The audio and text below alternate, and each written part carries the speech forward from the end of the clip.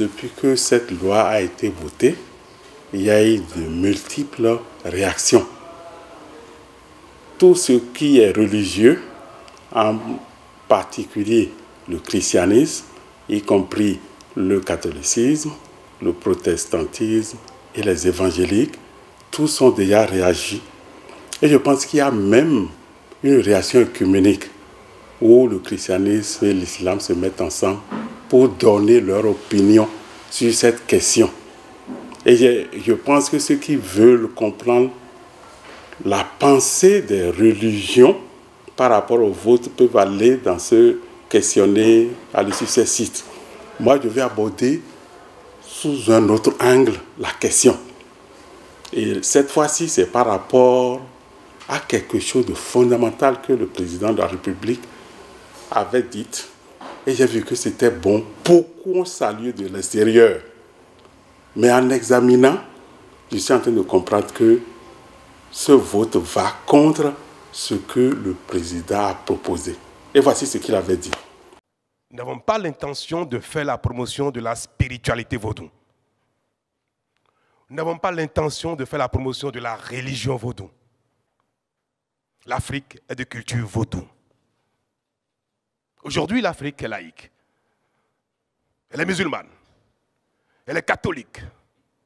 Elle est même bouddhiste, parfois. Mais elle est de culture vaudou.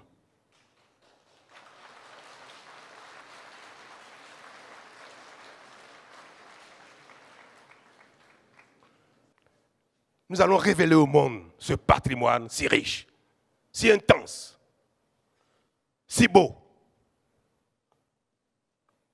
Et le monde aura du plaisir à le découvrir. Il a bien dit, moi, je ne veux pas faire la promotion de vaudou, mais je veux faire la promotion de la culture vaudou, qui est la culture africaine. Et ça, c'est formidable, c'est fantastique. Et moi, c'est cet aspect que je voulais faire ressortir en disant, est-ce que ce vote ne va pas contre cet aspect que le président a évoqué en disant la culture vaudou? Et je veux aborder cela sous deux angles. Pour dire, en principe, avant que ces lois ne soient votées, si on devait tenir à ce que le président dit de faire la culture de la promotion vaudou, on devait voir quelles sont les valeurs traditionnelles africaines de notre culture par rapport à certaines lois qui touchent en particulier la famille, la vie. Parce que la différence entre nous et l'Occident, c'est que en Afrique, nos valeurs traditionnelles valorisent la vie. Et si vous voulez, le premier aspect que je voulais aborder, c'est la notion de la culture en Afrique et en particulier au Bénin, selon l'anthropologie traditionnelle africaine. Vous savez, quand on parle de la famille, selon l'anthropologie traditionnelle africaine, la famille est composée des morts, des vivants et de ceux qui ne sont pas encore nés. Ça veut dire que selon l'anthropologie culturelle africaine, l'homme est dans un cercle. Les morts, les vivants et ceux qui ne sont pas encore nés. Et j'ai l'impression où mon analyse va sur ce que cette loi fait à cette notion traditionnelle africaine de la famille. Pour me faire comprendre, selon l'anthropologie culturelle africaine, il n'y a pas un enfant qui soit né en l'air.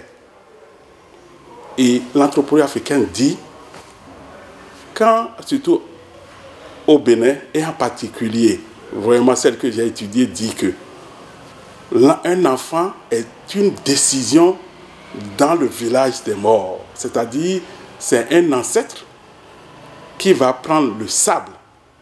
C'est pour ça que dans la langue mari, on dit « Ekanko ». Il est parti chercher le sable et il va voir le Dieu créateur qu'on appelle Dada Segbo. Et lui demande donc d'accorder la vie à ce sable qu'il a pris. Et c'est ainsi que, avec la conjugaison de ce sable prélevé par l'ancêtre, et le Dada Sekbo qui insuffle, alors ça devient un enfant.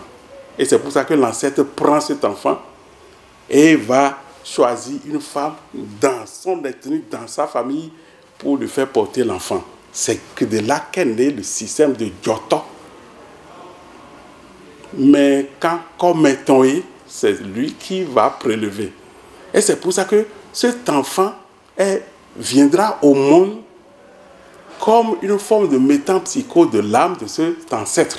C'est pourquoi on va dire que l'enfant là, il ressemble à tel ancêtre, soit physiquement, soit au niveau de caractère. Et il a la responsabilité, l'ancêtre a la responsabilité de veiller sur cet enfant.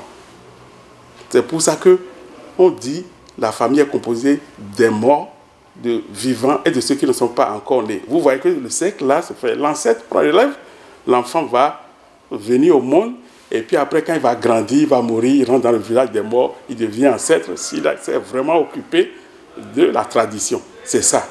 Donc, ce que cette loi dit, ou ce que ça fait, vous imaginez que l'ancêtre est parti, il a prélevé l'enfant, et puis il a mis ça pour que, normalement, l'enfant continue le patrimoine. Alors, cet enfant, on décide de le tuer.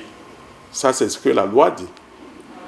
Et en faisant comme ça, c'est un peu comme on a mis en mal ce processus, cette continuité ancestrale. C'est pourquoi il dit que c'est la promotion vraiment de la culture africaine qui est en mal. Ça ne peut pas marcher parce que comme ça, l'ancêtre là est coupé. Son action est coupée, c'est comme si la ligne est rompue. Alors que pour cette anthropologie, la vie en Afrique est sacrée. Donc, procéder de cette manière, c'est désacraliser la vie. C'est tuer la ligne, c'est handicaper, c'est couper cette ligne. Et dans ce cas-là, on commence par toucher à la notion africaine de la vie sacrée. C'est ce que on voit par rapport à l'anthropologie culturelle africaine. Et lorsqu'on touche normalement à ça, il y a des conséquences, des répercussions qu'on n'a pas souvent mesurées.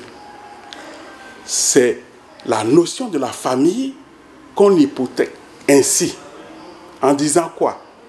Si on peut en décider de couper l'enfant, d'arrêter, c'est qu'on se donne comme valeur que la vie en Afrique n'a plus sa valeur traditionnelle. Donc nous sommes en train d'importer la culture occidentale qui relativise la famille.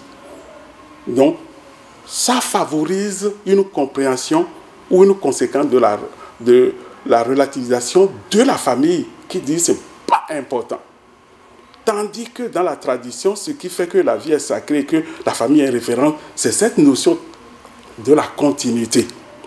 C'est le premier aspect que touche normalement cette loi, sans que les gens ne réfléchissent pour proposer, pour voir les conséquences que ça amène. Le deuxième aspect, c'est lié à la deuxième loi et où les deux se tiennent. L'autre loi dit, bon, quand l'enfant naît, désormais, l'enfant peut porter comme, non plus paternité, mais maternité. La femme peut donner normalement son nom.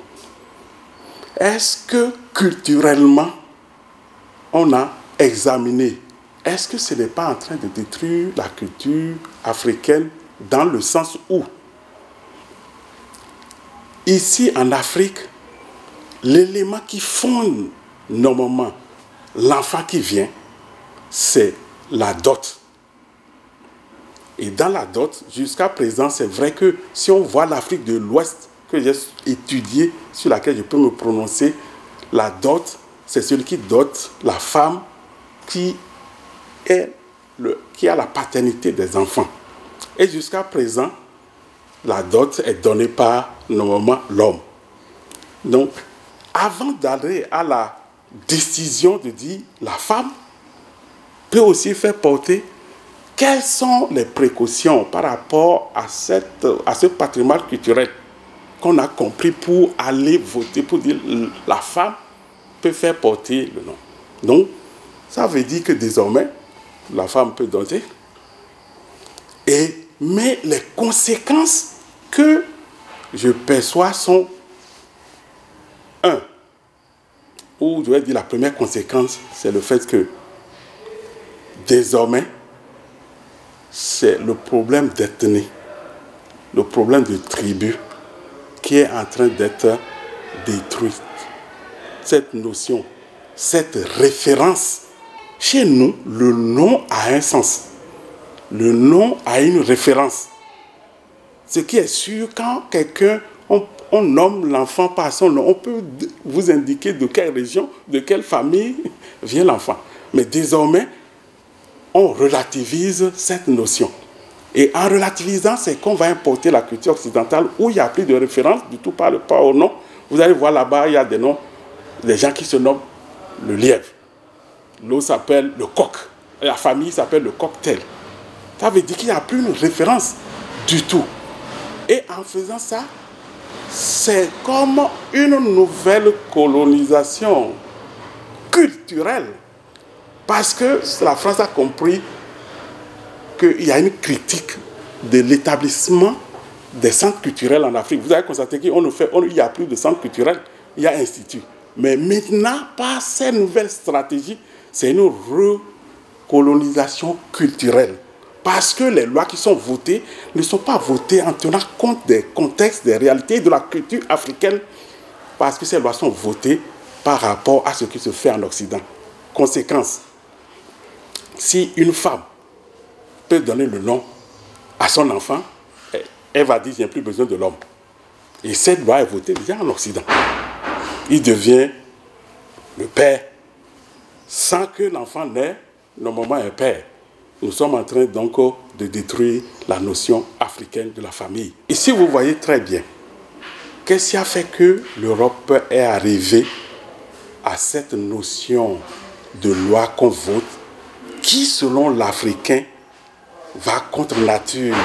Tout ce qui a été voté sur l'homosexualité, c'est lorsqu'on a dévalorisé la famille, lorsqu'il n'y a plus de référence pour la famille. Nous sommes en train, par ces votes, d'aller dans ce sens. Est-ce qu'il a une urgence pour qu'on puisse voter qu'une femme donne son nom à l'enfant? Quelle est l'urgence? Sinon, qu'est-ce qui motive, au fait, sinon que ce complot, que je peux dire, de la destruction de la culture africaine pour imposer à l'Afrique les lois qui, en Europe, ont été déjà votées, mais ils ont constaté que l'Afrique est réticente. Donc, réfléchir pour passer par d'autres stratégies pour faire imposer en détruisant notre culture. Et c'est l'État qu'on peut utiliser parce que c'est l'Assemblée. Et vous voyez que quand ces choses viennent, il n'y a pas, je dirais, une analyse ou une consultation de la population. C'est sûr que s'ils avaient consulté ou on fait un référendum, ça ne va pas passer. On va leur poser la question, mais pourquoi vous décidez que la femme donne son nom? Que dans un foyer, la femme peut donner le nom, vous faites ceci. Est-ce que ce n'est pas tout ce courant qui, en Occident, détruisent le socle familial et qui amène les Africains maintenant à vivre comme eux? Je vais terminer en disant ceci. La solution pour un problème ne peut pas se régler par le vote. Ça, c'est mon point de vue. En tant que théologien, en tant qu'anthropologue, sociologue, une solution durable pour ce cas d'étude, c'est l'éducation, c'est la valorisation de la famille. Lorsque les parents, derrière le mercantilisme, ont fait faillite par rapport à leur responsabilité d'éducation de leur enfant, l'enfant est soumis à quoi? Est éduqué par la télé, par Nounous, et il n'y a pas un dialogue où il peut se poser la question, où le parent peut lui dire, voilà la valeur de la vie, reste comme ça. C'est cette éducation qui va peut-être freiner la grossesse, parce que lorsque on excite par la loi le désir sexuel, quelqu'un qui est sous l'emprise de son désir, on ne peut pas freiner. Donc on va multiplier plutôt que de freiner. Si on veut freiner, il faut penser à une revalorisation de la famille. C'est pourquoi on a un ministère de la famille. Quel est le système qui est mis en place? Quelle éducation on devrait faire? Quelle valorisation de la famille on devrait faire pour que l'éducation à la base permette aux gens de contenir leur comportement? Parce que c'est un comportement qui est à l'origine donc de la grossesse involontaire. Parce qu'on n'a plus nos valeurs. Nos valeurs sont bradées. C'est le postmodernisme qui est né. Ce qui est vrai pour toi n'est pas vrai pour moi. Donc, c'est bon pour toi. L'enfant va porter le nom de Marie, mais chez moi, c'est la femme. Et on peut avoir des conflits. Ça, c'est le droit qui va amener des conflits. Peut-être dans un foyer, l'homme dit, mais non, les enfants doivent porter. On a dit, on a voté la loi. Moi aussi, j'ai droit. Et c'est d'autres conflits. On va se retrouver au tribunal. Tous ces aspects n'ont pas été examinés. Et on a voté simplement par principe de motif de plaire à l'Occident, d'être comme l'Occident.